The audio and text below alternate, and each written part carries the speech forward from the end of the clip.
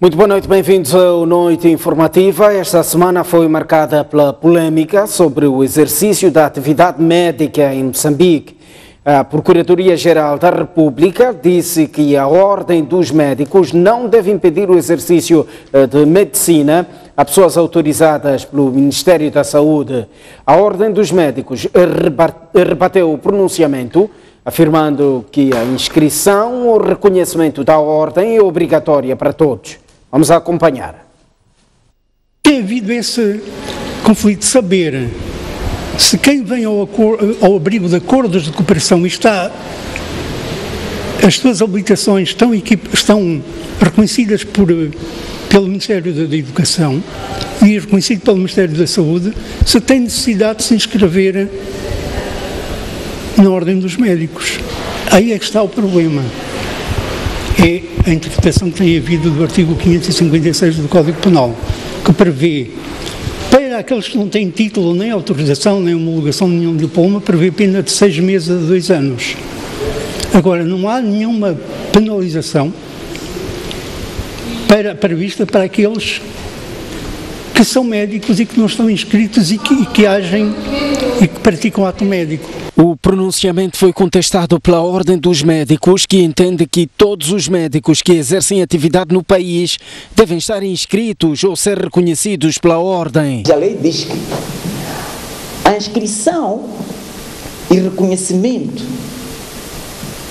pela Ordem dos Médicos são condições obrigatórias para o exercício da atividade médica em Moçambique. A interpretação que se deve dar para os atos jurídicos é dentro do sistema normativo.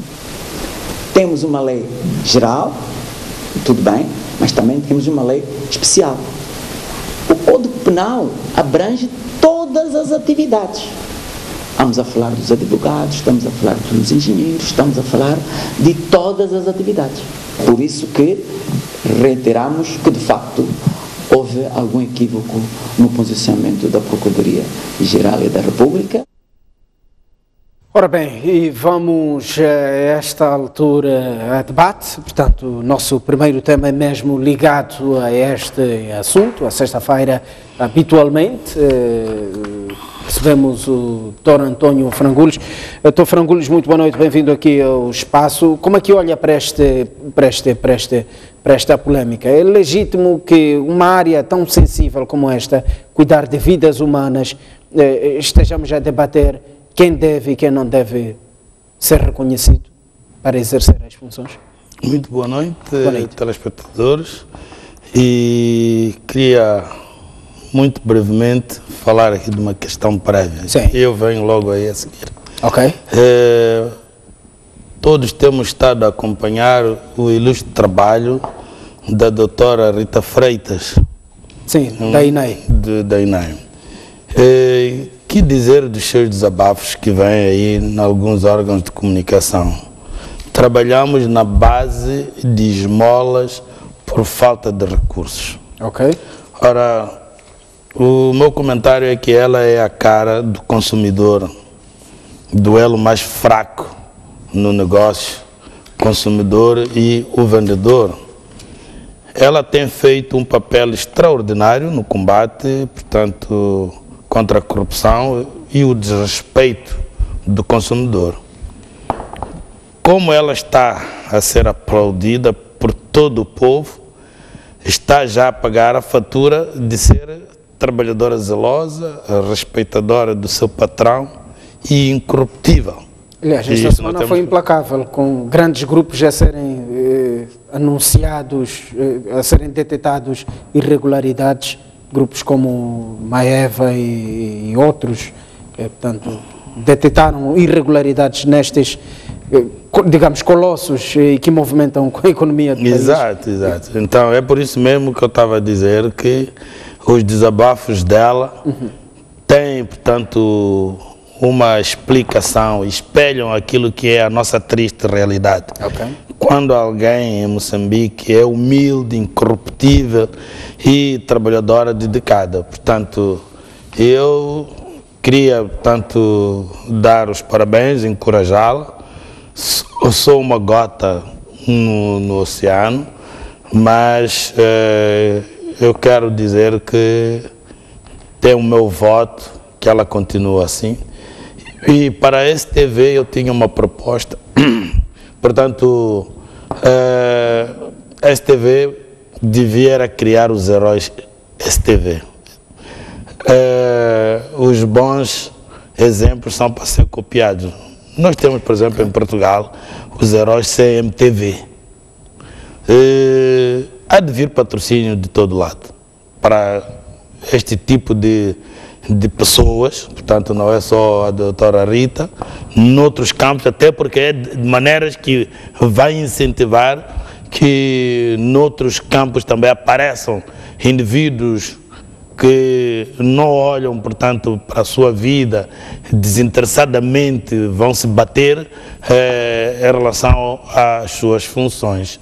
Portanto, desde que haja valores, portanto, morais na nomeação e na premiação, eu penso que esta é uma ideia a administração da STV, digamos que a estudar. Portanto, a contribuir.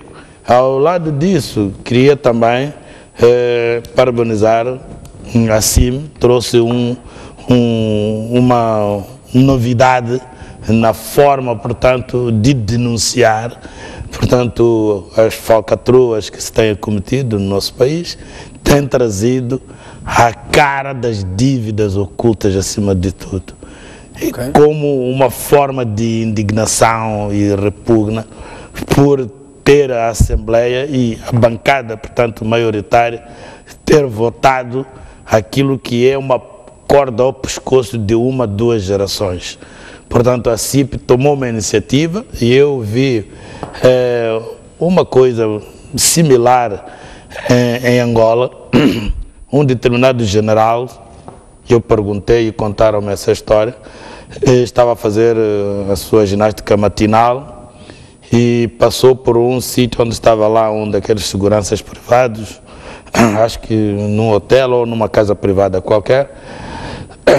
O indivíduo não se levantou, não ouviu, mas pronto, entendeu que ou não o conhecia, e no seu regresso ele fez questão de parar e perguntar se não o conhecia, e ele disse que não, e ele mesmo a fazer o gym, vinha armado, sacou da pistola e deu-lhe um tiro, era um general. E como em Angola os generais são verdadeiros deuses, né? Intocáveis mesmo, porque estão muito em cima. Quando se diz intocável é porque você não chega lá. E o general estava impune, o processo nem andou, nem sequer chegou à acusação, muito menos a julgamento. Então um jornal lá, esqueci-me o nome do jornal, trazia sempre num cantinho superior, direito ou esquerdo, já não me lembro bem, passam tantos dias sem julgamento. Cada dia que passa, passam tantos dias sem julgamento do general fulano. Portanto, é uma forma de luta. E eu penso que esta iniciativa da CIP também eu louvo e dou muitos parabéns. Okay. Não tenho dinheiro para lhes patrocinar, mas este meu voto vale por um patrocínio se eu tivesse. Tá. Agora, vamos relativamente a esta polêmica da Ordem dos Médicos... Quem deve, de facto, exercer a atividade da medicina? Está claro.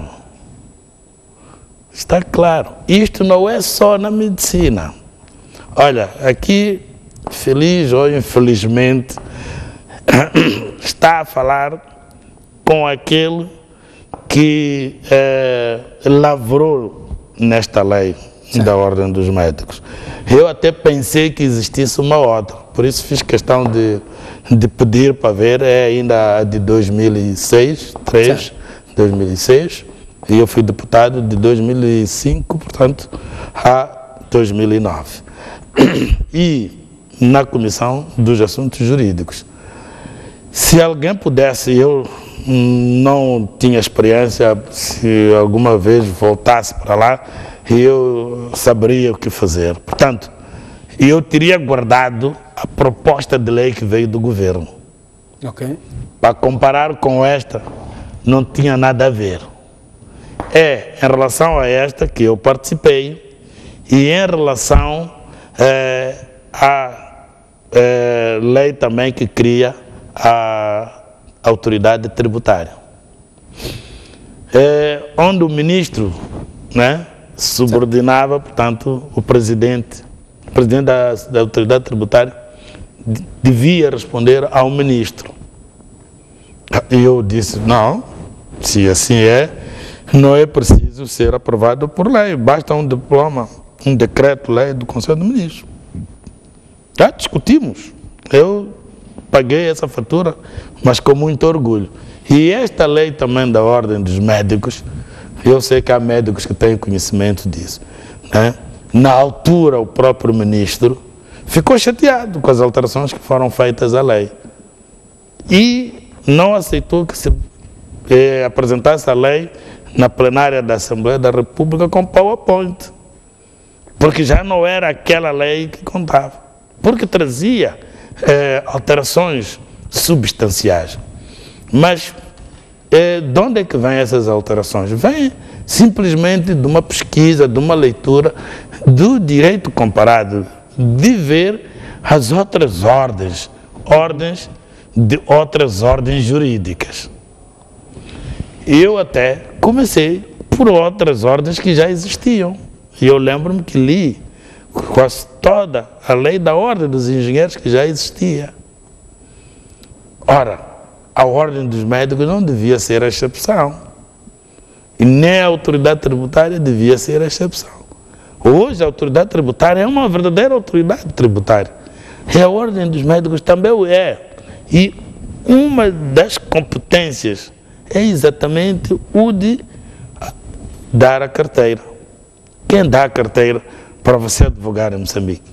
Você vem com todas as cartas vamos supor, tem que ser também o mesmo direito, né? De Portugal, tu pertence à Ordem dos Advogados de Portugal ou do Brasil, mas para você exercer a advocacia em Moçambique, você tem que estar inscrito na Ordem dos Advogados em Moçambique. Imaginemos que, como médico que fez a medicina num país, por exemplo, que nem é da nossa expressão linguística, você pega no seu diploma, certificado, vai até o Ministério da Educação, porque a educação em Moçambique é do Ministério da Educação, com uma tradução ajuramentada, portanto uma tradução oficial, né, que vão te dizer, vai portanto submeter a tradução no cartório X, ou no gabinete, no escritório X, e depois disso há uma comissão própria que vai avaliar e certificar que tem essa formação. O passo a seguir, e o último neste caso concreto, é exatamente pegar nesses teus certificados e diploma e entregar, portanto, a uma direção própria dentro da Ordem dos Médicos para depois certificar. E isso é uma forma até de proteger a própria classe. Nós podemos olhar para o caso de empresas, não é? No âmbito do Ministério do Trabalho. Tem também suas regras. Um dia podemos vir aqui ver e há de ver que há lá injunções que a empresa não pode trazer para o país, por exemplo, um trabalhador de qualidades que existam em Moçambique. Não pode trazer, digamos, indivíduos que não tenham formação naquela área. E ainda tem umas contas que se fazem, tem que trazer para X pessoas, para tantos estrangeiros, ou tantos estrangeiros para X moçambicanos que você contratou. Portanto, quem o faz é o Ministério do Trabalho, neste caso concreto. Sim. Mas um dia qualquer, pode vir a ser um sindicato dos trabalhadores. É o desenvolvimento. Ou uma ordem, sei lá, mas normalmente chamam-se sindicatos. E quando os nossos sindicatos forem verdadeiramente sindicatos, porque infelizmente nós estamos ainda a pagar esta fatura da centralização de tudo. Os nossos sindicatos ainda são sindicatos, não é? Do padrão comunista. sindicatos centralizados, sindicatos alinhados. Notou algum déficit na lei, a Procuradoria-Geral da República ao dizer que não havia algum enquadramento, algum abrigo legal sobre penalização a gente que exerce a atividade da medicina sem estar filiada à ordem? Uma coisa não tem nada a ver com outra. Sim, mas como penalizar estes indivíduos? Não, até porque esta lei poderia repetir o que vem no Código Penal. Sim. E particularizar só para os médicos, portanto não seria uma interpretação extensiva, seria simplesmente uma interpretação, digamos que restritiva, relativamente só à classe médica. Mas não precisou de trazer consigo a combinação legal, não é? A combinação penal para a lei dos médicos, e limitou-se simplesmente àquilo que é essencial para a pessoa exercer a função em Moçambique. É que quem deve autorizar o exercício não é trabalhar no hospital ou na clínica 222 ou na clínica Cruz Azul, não. Quem deve autorizar o exercício da atividade médica em Moçambique é a Ordem dos Médicos de Moçambique. Esta interpretação não sofre qualquer extensão, tem que se fazer a interpretação, digamos, inequívoca dela, não é? Não como doutrina, como conceito, mas uma interpretação clara. E esta interpretação é a que mais corresponde ao texto da própria lei. Não vale a pena ir muito longe. Logo no número 1, portanto, 2,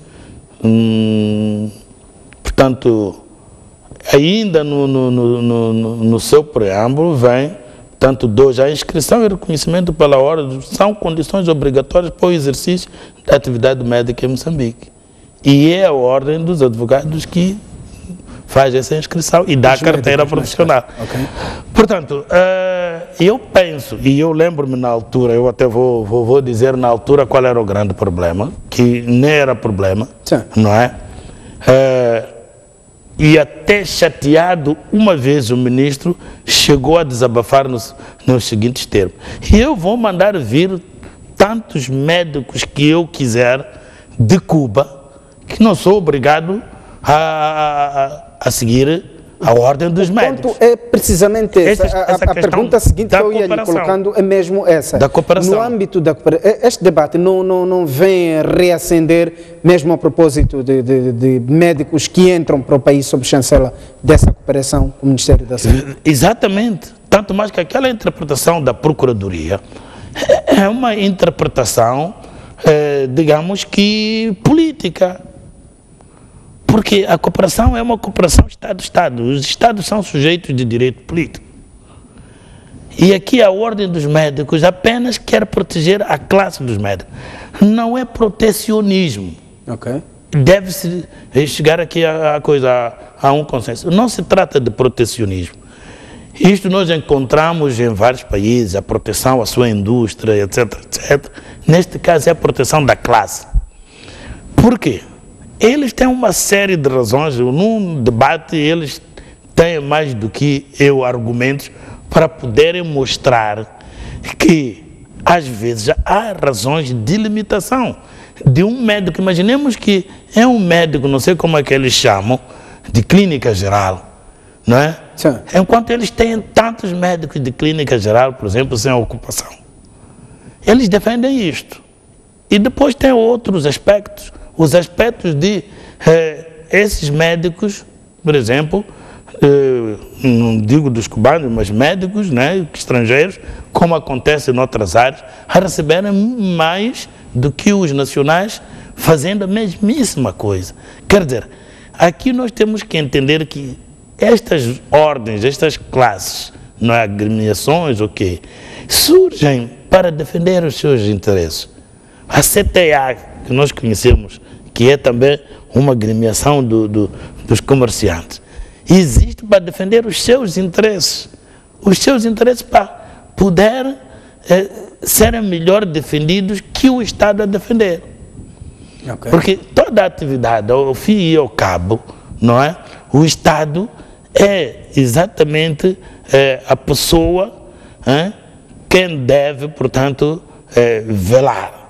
Porque todas as atividades têm a ver, no fim do dia, com o bem-estar social, que é exatamente uma das competências, um dos objetivos do próprio Estado para com os cidadãos. E, entretanto, para melhor fazer, vai, portanto, distribuindo, neste caso, o bem pela aldeia, não o mal pela aldeia. Okay. Vamos lá supor que é um contabilista que vem do Brasil e vem de Portugal. Então, tem aqui bancos, tem empresas de portugueses e até de brasileiros. É só chegar em Moçambique e exercer a contabilidade, fazer a chamada escrituração ou o que seja? Não. É preciso que vá ao órgão que superintende, não é, essa classe dos contabilistas, para mostrar primeiro as cartas que tem de que está abalizado, está, portanto, dotado de conhecimentos para exercer aquela profissão, provada, não é? Por documentos autênticos do país onde vai. E, logicamente, que existe lá um departamento, uma direção, que tem até, inclusivamente, formas de contactar, de confirmar, porque nós já tivemos casos, até não só aqui, mesmo em Portugal, de profissionais que exercem, até nem devia dizer profissionais, de indivíduos que aparecem a exercer atividades com documentos falsos. Então, a ordem dos advogados é aquele órgão que tem a competência e até o interesse de poder certificar se de facto está a tratar com pessoas legitimamente abalizadas, competentes. E para isso tem os seus mecanismos de certificação, mesmo até que venha com diploma, os certificados que já foram homologados pelo Ministério da Educação, eles ainda têm contactos. Não é? Sim, com as agremiações congêneres, muitas vezes. Já. Exatamente. Okay. Isto é competência deles. Portanto, eu não vejo a razão, nem sequer para o Estado, que esta lei é lei do Estado, né? Okay. É a lei do Estado, a Assembleia da República aprovou esta lei, onde diz claramente que a Ordem dos Médicos é uma pessoa coletiva de direito público e desenvolvendo serviços de interesse público, sem qualquer vínculo funcional ou hierárquico com os órgãos da administração pública. Não há exceção feita aqui. Aqui neste 2, a inscrição e reconhecimento pela Ordem dos Médicos são condições obrigatórias para o exercício da atividade médica em Moçambique. Não há excepto aqueles médicos que entram no país ao abrigo de uma cooperação, de acordos, portanto, assinados. Moçambique, Japão, Moçambique, Chile, Moçambique, Cuba, Moçambique, Rússia, Moçambique, Brasil, Moçambique. Não vem. Então, onde a lei não diz, você não pode dizer. Portanto, nós não podemos estar aqui a nos batermos. Uma coisa é entrarem, não é? Em conversações, porque há aqui interesses, não? Porque nós já estamos habituados, mas não deixará de ser, como é que eu vou dizer, uma renúncia ao seu direito. Nós estamos habituados a ouvir, mesmo neste caso do Moza, que ainda hoje vamos falar, as razões de Estado, os interesses supremos do Estado, e por aí assim tudo se justifica. Ok. Vamos olhar mesmo para este caso Moza, vamos olhar para as declarações do governador do Banco de Moçambique sobre a recapitalização do Moza. Afinal de contas, a Coanha foi uma estratégia, a cedência, a entrada, a atribuição da Coanha, ou melhor, a Coanha, a gestão do Moza, foi uma estratégia. Aliás, acompanhamos ao longo da semana declarações de Rogério Zandamela, dar conta de que foi uma forma até de blindar o Moza de maus concorrentes, de gente que até estava, de empresas que estavam até interessadas em tomar conta do Moza Banco, mas de proveniência duvidosa. Bom, aqui há duas coisas que temos que distinguir. Sim. Primeiro, nós temos, e é uma continuação daquilo que a gente tem vindo a dizer. Sim. Portanto, a postura ética, moral e legal, não é, da atribuição do Banco Moza a este fundo das pensões dos trabalhadores, que juridicamente devo dizer que inequivocamente é ilegal. Okay. E o próprio xerife da economia moçambicana, que é o governador do banco, veio reconhecer isto em outras palavras, quando diz que concorreu consigo próprio. E nós já tínhamos falado aqui que isto aqui prefaz ou prefigura, portanto, desculpe a repetição, a figura de negócio consigo próprio. Nós dissemos lá aqui. E o negócio consigo próprio é um negócio nulo. Casar consigo próprio é um negócio, neste caso, até inexistente. Ok? Então... Não é uma medida cirúrgica esta que o Banco de Moçambique, o Banco Central, tomou para acudir a prováveis situações?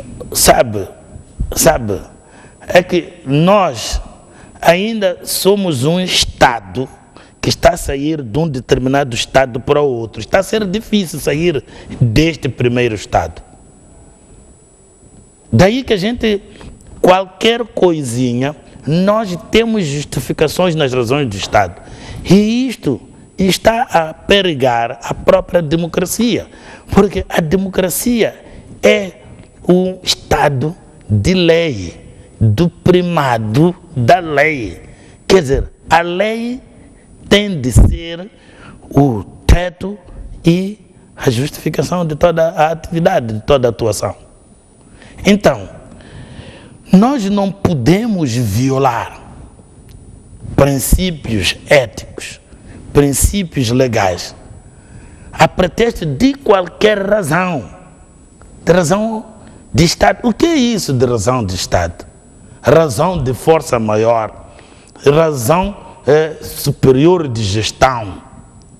O que é isso em termos líquidos? Nós vamos encontrar a mesma esfarrapada desculpa no caso das dívidas, Gersilde. Qual foi o argumento? Foi a razão de Estado. Porque a Renamo estava lá e nós precisávamos de comprar material para defender o Estado da própria Renamo, claro. E por isso nós pontapeamos a Constituição, pontapeamos a lei orçamental. Por isso, disse o timoneiro do anterior governo, né? O ex-presidente Guebuza, disse que nem que tivesse que voltar, eu faria a mesma coisa. Ora, esta arrogância não tem nada a ver com o Estado de democracia. Isto tem a ver com um Estado totalitário. L'État, c'est moi. O Estado sou eu. Está aqui na barriga. Aqui. Engoliu o Estado. L'État, c'est moi. A lei sou eu mesmo, eu, o Rei Sol.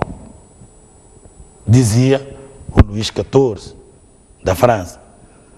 E acabou no cadafalso por causa disso. Cabeça, bique. Porque há um ponto, sempre há um ponto de ebulição. E nós encontramos no xerife, na sua justificação, também as mesmas razões. Vinha muito bem. Eu era fã dele. Mas a partir deste nevoeiro aqui, eu comecei a colocar pontos de interrogação. Por quê? Porque até um tempinho atrás havia aí um jornal que dizia que, olha, tentou fazer esta pergunta, quem era o PCA do fundo, e não lhe foi dito, não perguntou diretamente, perguntou a uns altos funcionários do governo do banco, não quiseram dizer, mas já agora há um jornal aí que traz uma pergunta direta e é ele, PCA. Mas o presidente da Assembleia, que não sei quem é, então... Não, mas ele surge em público e ia esclarecer que foi mesmo por inerência, por obrigação, por exigência, tinha que assumir a... Exigência situacional. Sim. Não é porque alguém lhe exigiu. E depois, há uma série de explicações que são explicações abertas. Entenda você, não é? Qual é o sentido último da explicação. Porque quando diz que ia criar um problema sistêmico, tudo bem. E eu abri o concurso. O concurso abriu para nacionais. Foi um concurso nacional ou internacional? Não diz. Ou a gente tem que pegar no telefone ou ir para lá perguntar que tipo de concurso. E quem são as pessoas que entraram a concorrer? Capital nacional ou estrangeiro? Eu conheço países que não sabem onde colocam o dinheiro. Não vou nomear aqui, mas há países que não sabem onde colocam. Tem dinheiro a mais. Quando aparecer alguém que quer que se invista, eles dão, até se calhar com juros bem bonificados. E tu tens a China. A China também tem dinheiro que precisa. Não estou a acreditar que, de facto, não tivesse tido concorrentes desde que tenha aberto para toda esta gama de possibilidades. Agora, se você abriu um concurso que se fechou a um grupinho sem possibilidades, logicamente que tu levas uma reserva mental. Isto é um conceito jurídico. O que você quer que aconteça não é o que você está a dizer. Quer dizer, o sentido do que estou a dizer você tem que encontrar atrás das palavras que eu estou aqui a expelir. Então, o que acontece é que nós, do lado de cá, fazemos sempre perguntas no ar que não têm resposta. Não terá criado um quadro de modo a que as pessoas a quem se lançou a rede não vissem vantagens ou possibilidades, ou eles mesmos desqualificados por qualquer razão, mas que no fim do dia tem alguém na retranca, é o fundo de pensões, de que ele faz parte. Ele é trabalhador do banco. Ok. Então, aqui existem muitas dúvidas sobre este negócio. Daí que eu nem concordo com ele quando ele diz que, olha, eu encontrei a forma mais acertada, entretanto fiquei... digamos que triste, vamos lá, estou a parafrasear de cor, pelas críticas que me foram assacadas. Quer dizer, nós devíamos aplaudir. Não! Nós não somos obrigados a aplaudir porque ele pensa que está a tomar uma decisão acertada. Ele está muito atrasado, deixa que eu diga isto peremptoriamente, muito atrasado em relação àquilo que é a consciência hoje dos moçambicanos quando ele saiu daqui para fora. Ele deve ter saído naquela altura em que a liberdade era uma coisa assim, agora está assim. E provavelmente daqui a mais um tempo estará assim.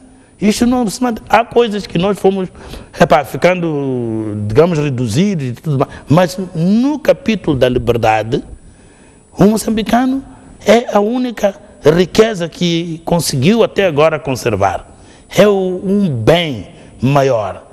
E é um bem que vale por ouro, vale por dinheiro que a gente não tem. Somos pobres materialmente, sim senhor, mas somos ricos de espírito, temos esta liberdade. E nós sabemos que isto é muito, vai trazer as suas consequências práticas, materiais. É só dizer que a Líbia, o Egito, a Tunísia e outros países aí do Maghreb tinham de tudo. Não lhes faltava nada, ou melhor, quase tinham tudo, mas faltava-lhes uma coisa, que parecia tão insignificante, mas como nós vimos, foi a força motriz para tudo aquilo que aconteceu. A liberdade é um verdadeiro valor, é um verdadeiro bem que deve ser respeitado. Então, nós temos dignidade, nós temos autoestima, porque temos liberdade, não só de falar. A primeira liberdade é a liberdade de pensar. Essa é a última a ser sufocada. Porque até podemos não falar, mas a liberdade já está impregnada. Ok?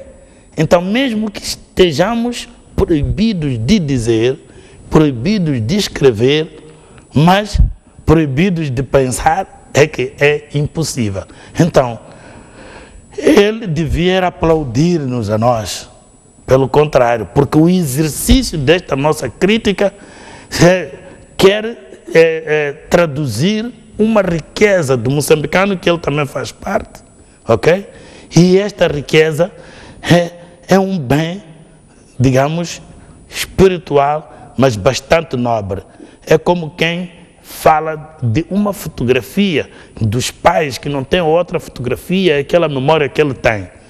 E ele aceitar trocar aquela fotografia encardida e tudo por um valor que a pessoa até fica de boca aberta. É a razão do custo dos leilões.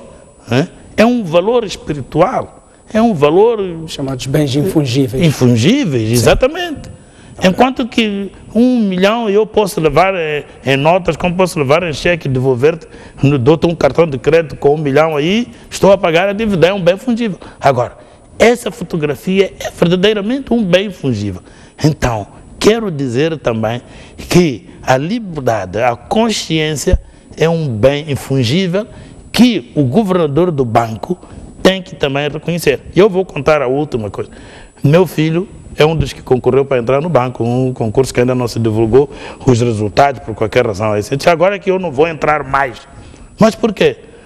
O pai a criticar assim o governador do banco, eu disse, não é criticar, é simplesmente fazer observação, porque todos nós somos seres falíveis. Não é por estar ali em cima que vai passar a ser um ser divino. Não, todos nós somos seres falíveis.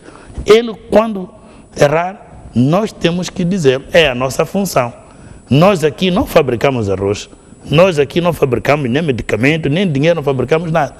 Mas as nossas posições fazem a opinião. E essa opinião tem o seu efeito. Daí que eu digo que ele foi, portanto, legalmente incorreto, né? E politicamente também incorreto.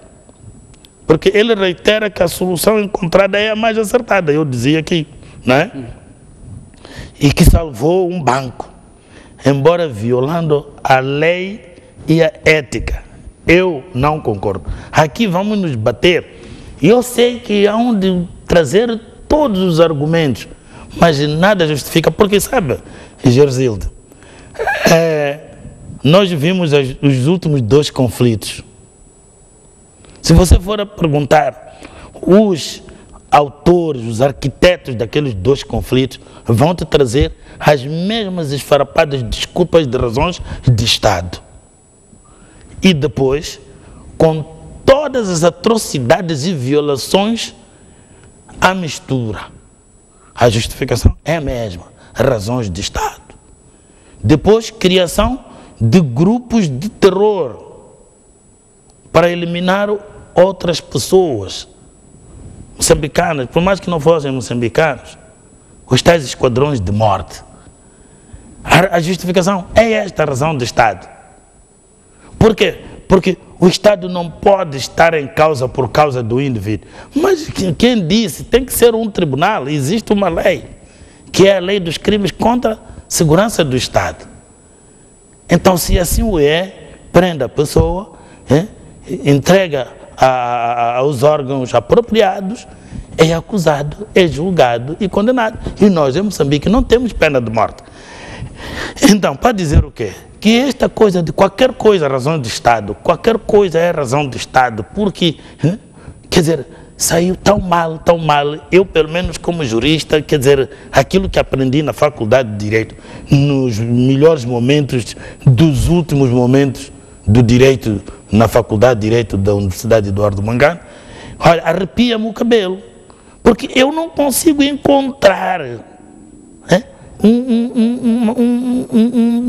uma nesga de justificação para você violar a ética, de você violar a lei, não é? Por uma razão do Estado. Quando você não consegue provar que esgotou todas as possibilidades. O que você faz é deitar-nos fumo para a gente acreditar tudo o que você diz. Mas, entretanto, o que nos vai à frente é sempre uma dúvida, né? Que não é metódica, esta dúvida é radical. Será que, de facto, ele, sendo o timoneiro daquele fundo de pensões, não tinha interesse? Agora pode até não fazer tudo para fazer ver que eu não estou lá, não tenho interesse. Mas antes, não tinha antes de arrebentar isto. Portanto, é um question mark que não se tira hoje. Portanto, ali há uma suspeição, né, que vai perdurar por todo o tempo que o fundo de pensões ali estiver. Tá. Mas como em Moçambique, nem sempre o que é legal é o que passa, nem sempre o que é ético é o que passa. Olha, paciência, mas falamos. Ok, vamos olhar para as declarações também, ou melhor, uma vez mais, do governador do Banco de Moçambique, agora sobre a crise. O governador do Banco de Moçambique a dar conta de que o país, do ponto de vista de reservas, do ponto de vista de divisas, estava a atravessar pelos melhores momentos. Aliás, estas declarações foram até confundidas pela opinião pública de que a crise estava, de facto, ultrapassada. Também teve a mesma interpretação? Bom, eu prefiro a interpretação do presidente.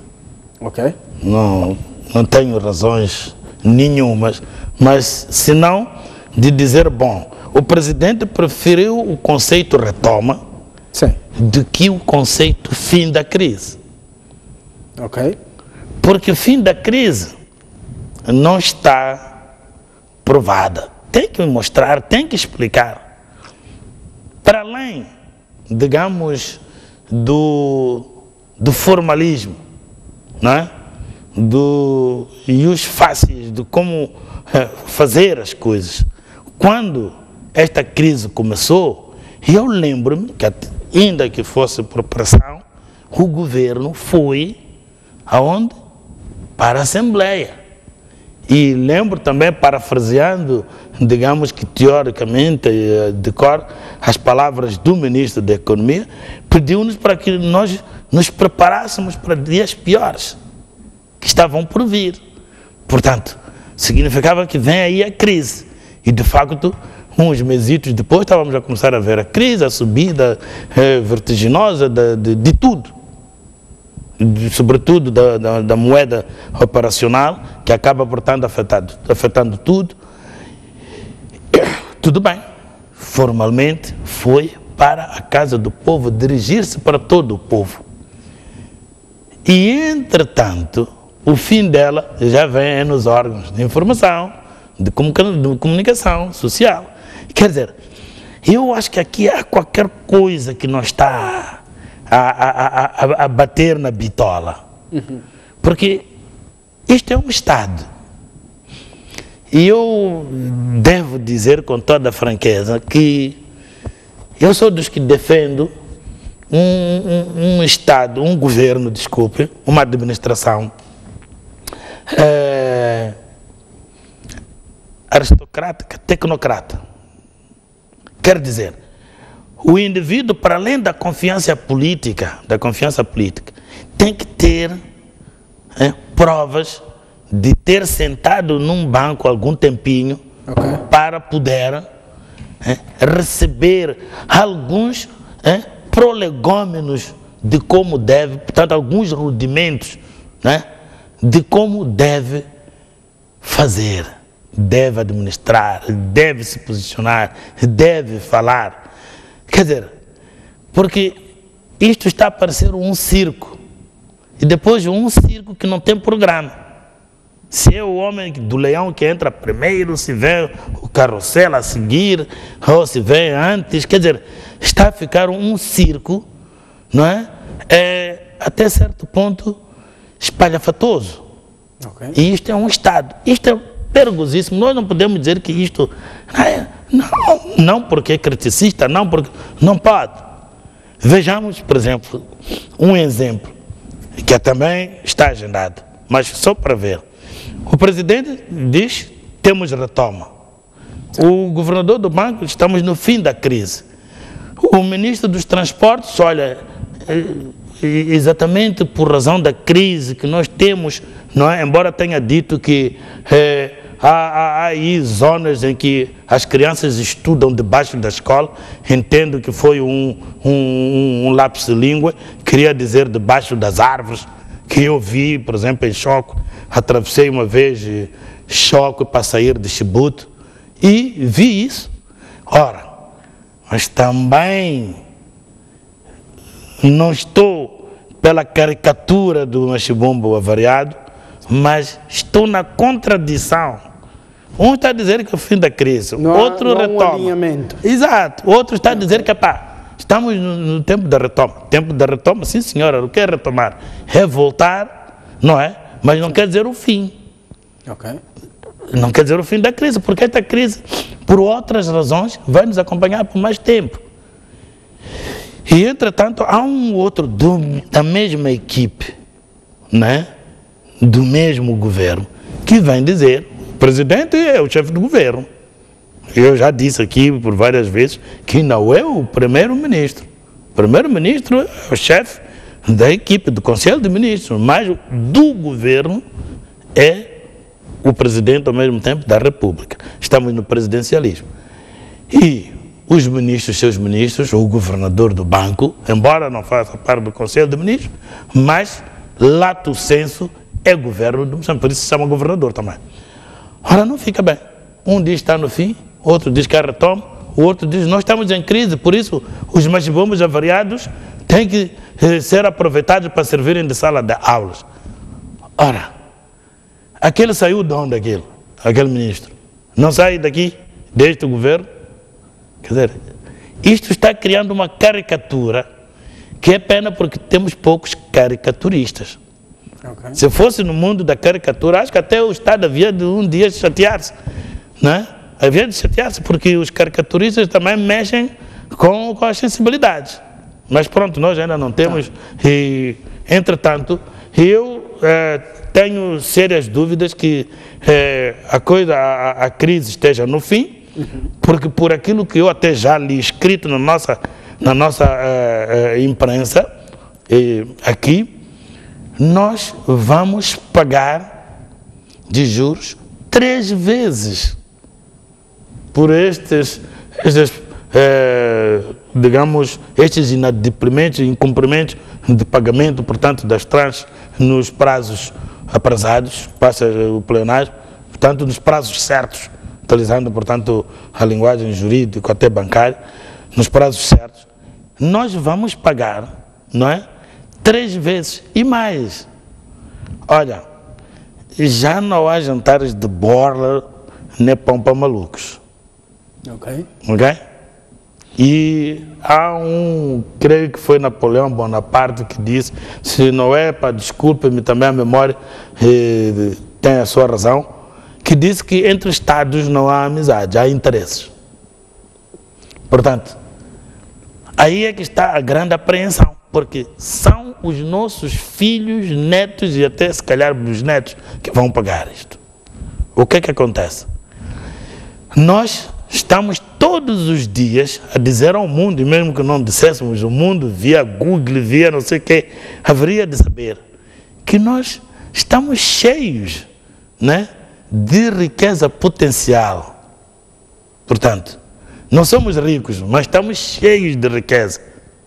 Há pouco tempo se falou, sei lá qual é o cunho dessa verdade, sobre que há um filamento de petróleo bruto, por conseguinte, e de boa qualidade. Eu não sabia que havia qualidade. Dizem um petróleo puro ou purificado, não sei qual é a própria linguagem, que me parte de Inhaçor, e eu não sei se não atravessa até o Rio Sávio para aquele lado de lá, portanto Mambonde, e ainda passar por Nova Sofala, Búzios, porque já houve prospecções para aquelas bandas, tenho conhecimento, e vai para Mabote. Petróleo. Está cheio de petróleo. E só isso é que pode justificar digamos, aquele calor todo, né? Uhum. Não é só temanes com gás, mas afinal também há petróleo. Ora, eles não se importarão de esperar, porque um dia teremos que pagar esta fatura. É verdade que alguém possa dizer, como já veio até um ministro aí a dizer, que nós podemos pedir emprestado dinheiro para pagar esta dívida aqui, porque nós temos riqueza aí que vamos tirar daí e depois vamos pagar, quer dizer, fazer dívida para pagar a dívida. Pelo menos um pai que vai cometer dívida para pagar a dívida põe a família completamente paupera. Então, nós vamos pagar essa dívida. E se a gente está a pagar essa dívida, nós não podemos dizer que essa crise está no fim.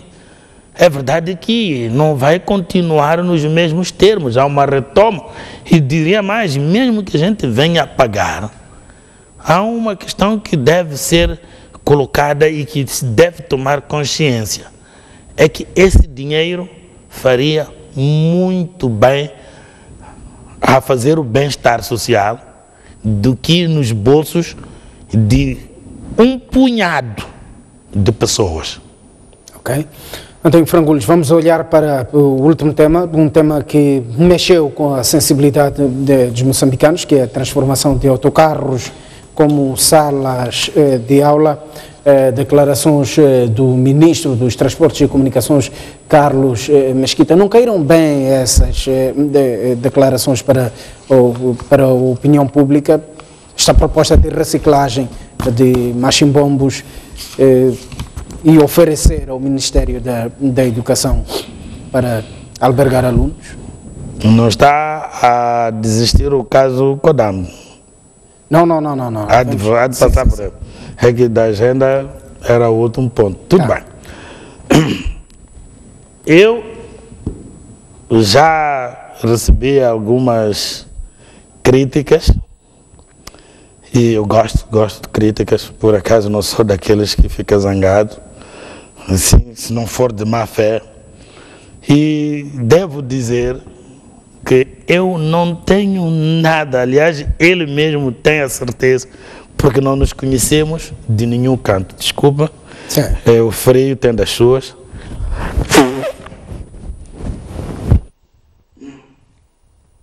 Ele é o primeiro a dizer que não nos conhecemos de lado nenhum, portanto não posso ter nada contra ele. Okay. E ninguém pode vir dizer que eu tenho uma desinteligência com ele, da família dele ou do grupo amistoso dele. Portanto, não tenho nada contra ele. As minhas intervenções são sempre em função daquilo que ele fala, daquilo que ele faz, etc. Porque é essa a minha função aqui. E, para este caso, eu gostaria simplesmente de me permitir ler isto que não vai durar muito tempo. E talvez comecemos daí para podermos analisar isto. Senhor Ministro dos Transportes, isto é o WhatsApp, sim, até deve ter chegado já a ele, okay, dos Transportes e Comunicação. Tem uma proposta ainda melhor para as carcaças dos machibombos. Ao invés de transformar as carcaças dos machibombos em salas de aulas, vamos transformar a Presidência da República, a Assembleia da República, os ministérios, os gabinetes dos governadores, administradores, em salas de aulas. E vocês passam a trabalhar nas carcaças dos machibombos. Senhor Ministro, qual é a necessidade de transformar estas carcaças dos machibombos em salas de aulas para as crianças moçambicanas? Se a crise financeira já passou e Moçambique está de volta, está na retoma. Sim. São duas pessoas que estão a ser referidas nestas afirmações. Uma é o presidente deste país, a outra é o governador do banco. Em tempos de crise, essa sua ideia seria muito bem-vinda, mas a crise já passou, pelo que se diz. Okay. Por que é que quer negar às crianças o direito de ter uma escola condigna, como os vossos filhos e netos têm ou tiveram?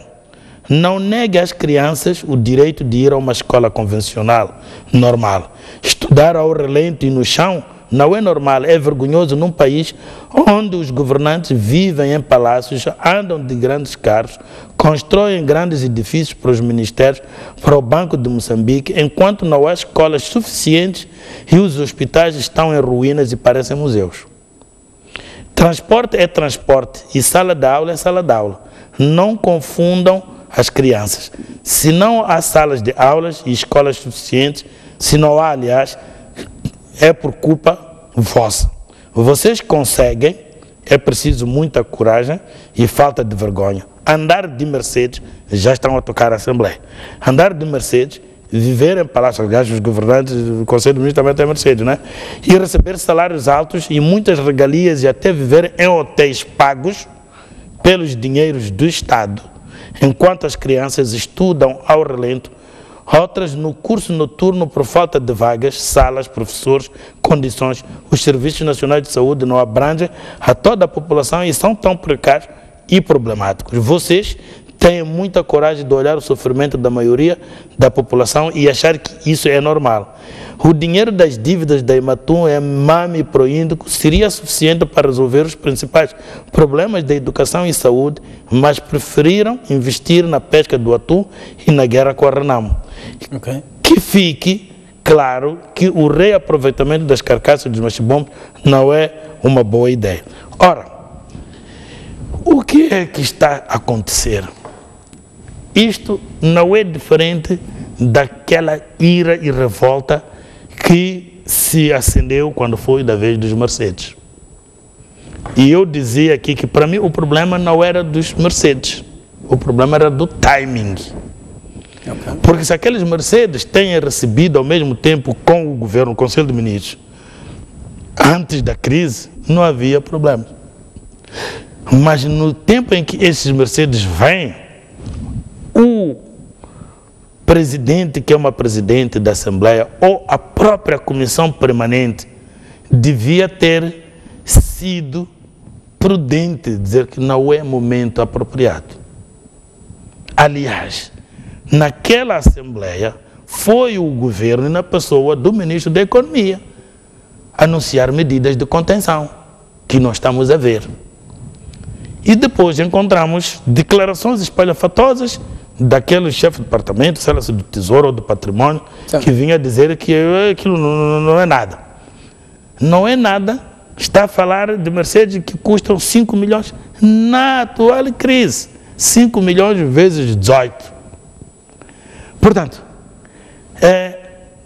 a dificuldade ensina. É uma escola de dificuldade. O que é que acontece? Estes pequenos ou grandes problemas que têm estado a aparecer estão a criar uma consciência, estão a temperar a consciência dos cidadãos. Esses cidadãos, e eu já disse aqui, e já aconselhei quem quiser ler, procura o Carno Cross, As Revoluções Sem Líderes, e vão encontrar muitas coisas que estão a fazer agora que não deviam fazer, porque no dia que de facto o povo estiver de saco cheio, não há de se parar. Nós já tivemos uma situação desse jeito, a dizer Moçambique é maningue nice, o nosso povo é maningue pacato e tudo mais alguma coisa. Mas chega a um ponto que diz não, não é um povo violento. Então, para dizer que o meu único comentário é só dizer que este ministro dos Transportes tem estado a ser o campeão de se sair mal. Não está sozinho, mas ele é o capitão dos que se saem mal. Não estou esquecido daquele conselho de o povo recorrer à mandioca em vez do pão. E o povo disse, mas a mandioca custa mais caro que o pão, mesmo com o novo preço.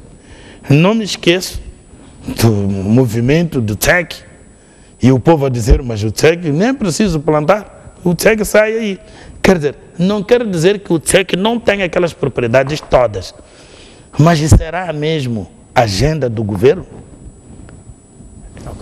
E não me esqueço, embora não seja deste governo, a diatrofa, né?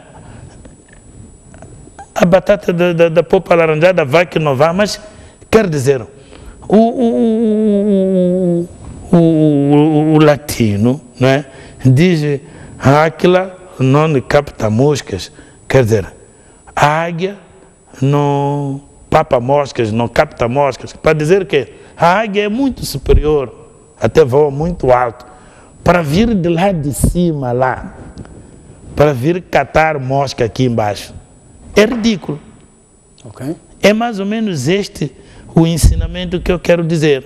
E nós estivemos aqui horas a fio a discutirmos saídas, posições contraditórias, mas sempre com aquela arrogância de que eu sou o dono da razão, a verdade está comigo na barriga do mesmo ministro, né?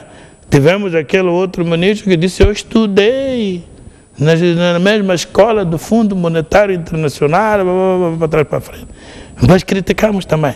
Portanto, não temos problema com ninguém, mas nós queremos dizer que o povo está a ficar zangado com este tipo de gozações. Quer dizer, é como que uma piraça que o governo está a fazer aos seus governados. E ainda por cima, com aquela saída, o povo aprendeu no dia 15 de janeiro de 2015, que era patrão.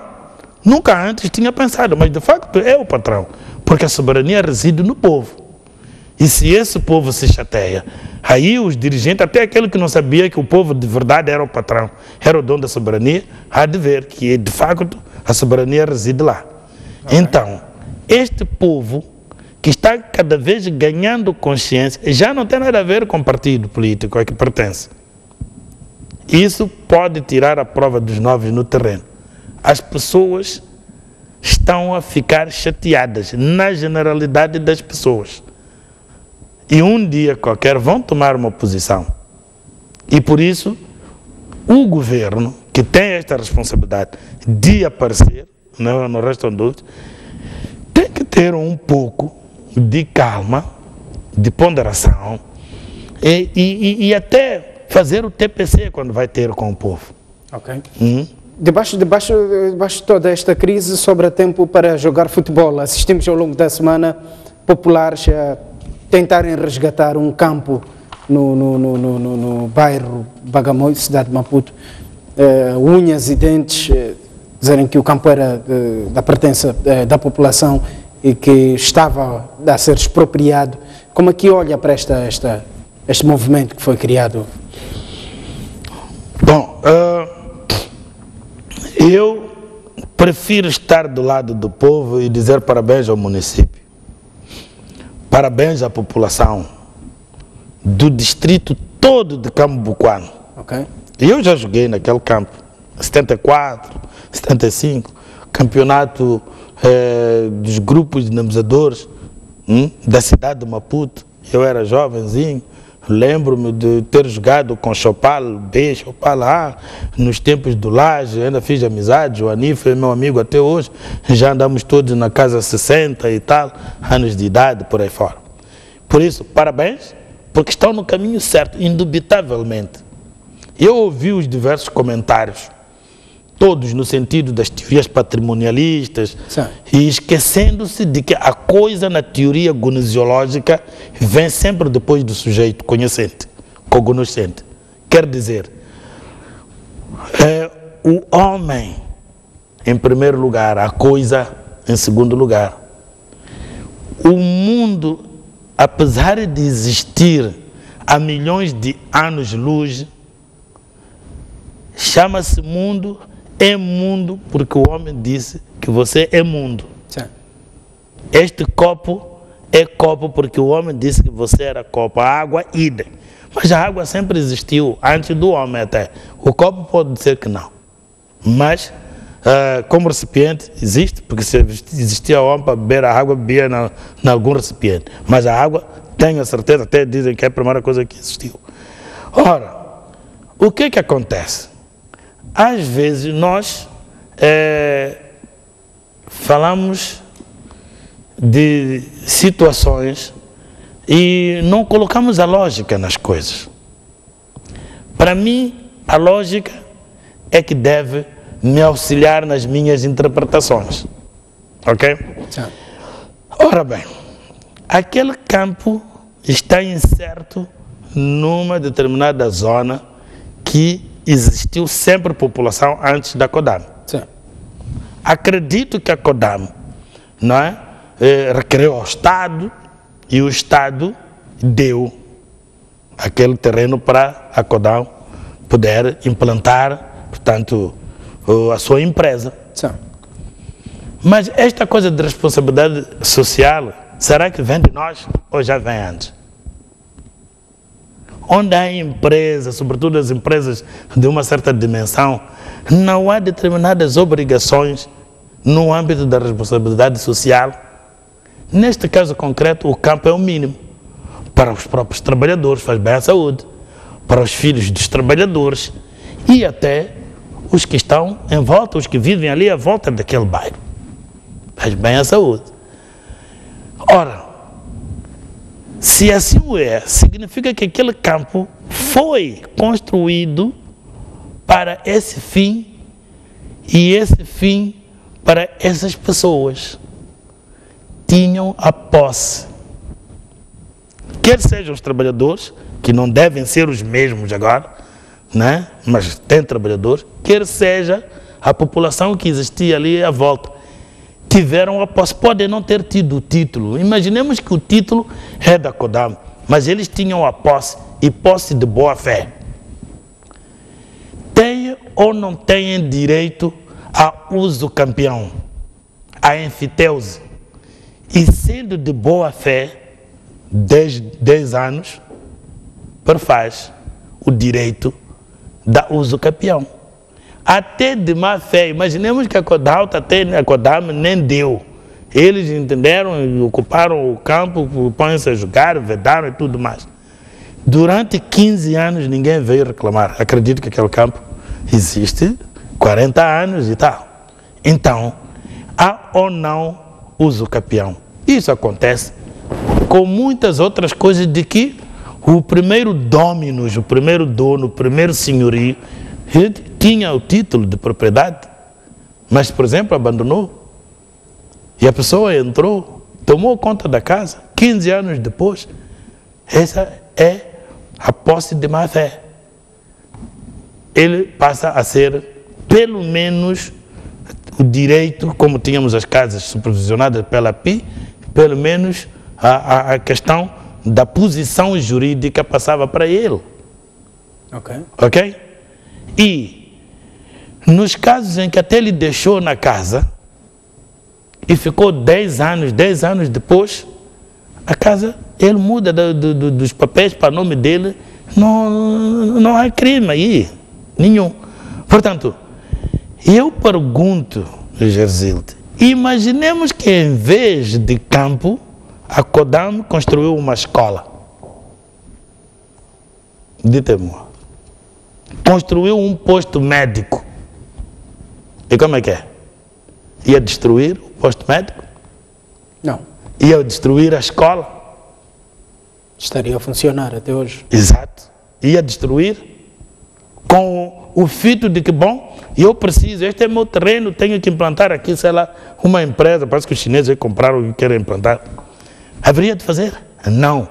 Ora, como bola, há quem entenda que olha, este caso que está a acontecer aqui em Bagamoio, está a acontecer, porque não sei até onde é que vai o filme, em Vilanculos, com o Edílio, o Abílio Machado. Tem um campo, eu sou natural de Vilanculos, nasci, apanhei aquele campo. O Abílio, que até é mais novo que eu, já nem preciso de dizer. Mas ele hoje é edil, continuam a jogar futebol ali, miúdos e adultos. Está ali logo à entrada, em Vilanculos. Ele quis bisnar aquilo, vender ou, sei lá, ceder, como é que eu devo chamar, mas não faltam luvas aí por detrás. Parece que a ShopRite é que ia tomar conta. O que é que fizeram os vilanculenses? Levantaram-se, voltou atrás. Levantaram-se, voltou atrás. Estou a falar daqui do aeroporto, quem sai da Força Aérea. Sim. Até o Conselho Municipal acabou indo fazer bancadas e tudo. Nunca entrei, desde que aquilo teve a intervenção do Conselho Municipal, mas quer-me parecer que até balneários têm. Mas isso foi precedido de um levantamento da população, porque já tinham começado a vedar com aquela rede verde para obras. Não sei quem é que tinha também feito negócio. E as populações levantaram-se. E se estas populações tivessem se levantado muito cedo, o meu bairro do Jardim ainda teria os 2 campos, já não tem.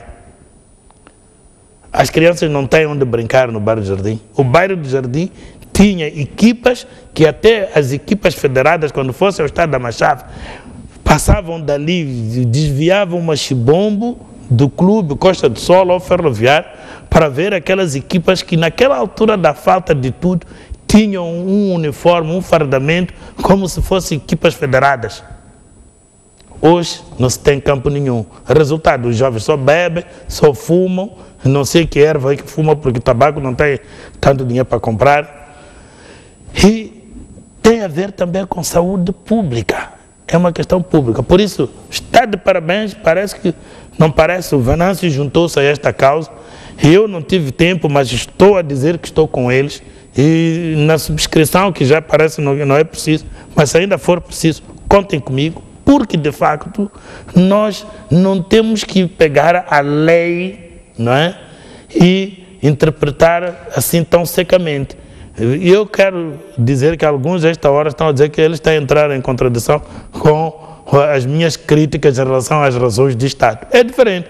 Aqui a razão do Estado é a defesa da saúde pública, é a defesa desse interesse, do bem-estar social, faz parte. Só que nós... não nos esqueçamos do poder do Estado de retirar ou alocar bens quando necessário. Mas aqui era o Estado. Então o Estado aqui é o município que devolveu. Okay. Porque estava para entregar um privado. Porque o problema é o fim, Gersílio. É o fim. O fim social é para poder praticar o desporto. Se você vem para ali dizer que, olha, meus queridos, em vez disto aqui, nós vamos criar aqui um pavilhão gêmeo desportivo para o vosso próprio bem, eu não acredito que aquela gente se levantaria contra. E é preciso saber que as pessoas comunicam-se. Já houve evasão e ocupação no Spamanino. O Venâncio ainda era chefe da bancada. Ele é que liderou o movimento. Está a ver o Spamanino ali no Zicac? Sim. Também quiseram ocupar. Aí era o próprio município que queria fazer, não sei, incinerador, ou lá o que, de lixo, como é que chama. Mas ali é um sítio que As pessoas têm aquele valor infungível que nós estávamos a falar. E jogaram futebol há 40 anos e tudo mais. O Estado tem outras alternativas. Não vai dizer que não tem outras alternativas para poder realizar aquele fim naquela altura. Mas o campo de futebol, se você deslocar e dizer que, olha, este campo que era daqui para vocês, aqui no Zicaca, aqui nos Pamanini, agora vai para Matec, ou vai para Mapulango, lá para Marraquém, ninguém há de ir para lá praticar. Os miúdos do meu bairro não vão para ali, para o estádio da Machava, tem um campo ali ao lado. Jogavam ali. Os velhos todos do bairro do Jardim acordavam, punham uns calções e iam assistir o futebol. Hoje já não há isso. Daí que tem um campo na veterinária, mas não se vai lá, aquela volta toda que tem que se dar, etc, etc. Então, para dizer que para mim o problema é o fim. Agora, se o fim não é um fim social, não é um fim lícito, não é um fim moral, ético, aí já um negócio é outro. Aceito que me crucifique, mas neste caso concreto, não. Okay. Pelo contrário, devíamos ter mais campos nos bairros.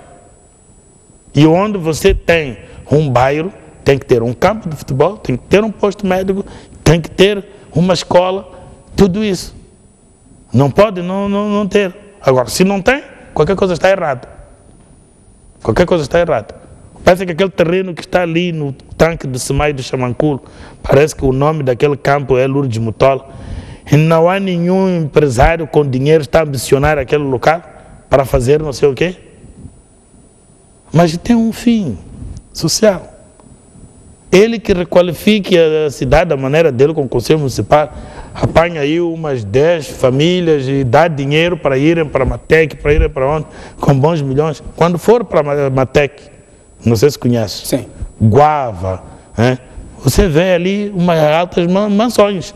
A maior parte daqueles indivíduos ali saíram de Polana Caniço, aquela continuação da Sumarchide. Mas aqueles receberam um bom dinheiro, como não foi o Estado a tirar-lhes, porque o Estado também tem esse problema. Então, com aquele dinheiro, foram construir uma casa melhor do que tinham. Aí sim, não é você tirar a pessoa, que acontece muito lá no Norte, a exceção aqui assim foi a Traque, não é? Tirar-te de umas condições para lhe colocar em umas condições iguais ou piores. Nem podem ser iguais, você tem que dar melhores condições, porque você lhe prejudicou na vontade dele aqui. Você usou um privilégio administrativo de origem francesa, que a França é da ditadura. O nosso direito administrativo é muito ditatorial. É diferente do direito administrativo inglês. Ok? Esta questão do princípio de execução prévia é uma ditadura, um ataque à democracia. E a estrada tem que passar daqui, você tem que sair. Não há discussão. Nem que seja por mero capricho, tem que passar daqui. Não passa dali porque não é da tua conta. Nós queremos construir aqui um mercado. Mas por que não constrói ali que até tem um sítio ermo? Não é da tua conta. É o tal princípio de execução prévia. E depois, vamos a indemnizar. Não dão condições melhores nem iguais àquelas. Nós vimos isso, aqueles que foram lá para a zona de Moamba, okay, que se revoltaram. Porque não tinham o mínimo que tinham na Malanga. Água, eletricidade, estrada, escola, os filhos. Quer dizer, nós temos que escrever no papel primeiro, construímos as condições, criamos as condições do outro lado. Senhor, sim, sair daqui, para ali. E eu vi, em 1971 ou 72, quando se construiu aquele tanque subterrâneo ali no Chamanculo, não é? Na zona da Caju Industrial, entre aspas, mas é mais para cá. Criaram condições primeiro lá na unidade E, que hoje é Patrício Lumumba. Depois, as famílias é que foram para lá. Eu lembro que até, acho que é os pais do Santinho, aquele que jogou no Machaqué, saíram dali. O Dr. Manuel, está-me a fugir o apelido, né? Também saiu dali. Eu, pesquisador na faculdade, é Centro de Estudos Africanos, Manuel Mate, ou Malate, acho que é Manuel Mate, né? É um professor de história. Saiu dali. Mas não chegava a murmurar. E mais, aquela parte de Nhagói, né? Era para sair, aqueles todos, para sair ali um bairro do estilo bairro da CUP. Mas por que não saiu o bairro da CUP? Até tinha ali uma chapa, futuras instalações da CUP. Porque os advogados da população, eu lembro nessa altura, esses Rui Baltazar e outros, né? Defenderam, esses Raposo Pereiras e companhia, defenderam aquelas populações. É claro que alguém pode dizer, não, mas porque eu estaria uma cidade, mas estaria uma cidade em detrimento dos direitos daqueles que sairiam dali para lá. Se você tira alguém que tem 15 minutos a 30 para ir para a escola, vai lhe colocar num sítio que tem que andar 1 hora para a escola, quer dizer, você não está a ser Estado. Antônio Frangulhos, muito obrigado pela sua presença nos nossos estúdios. Seguramente que próxima sexta-feira vamos voltar com mais temas que vão dominar a semana. Nós vamos sair a esta altura para uma curta pausa. Voltamos dentro de instantes para fazer correr as notícias. Até já. Obrigado.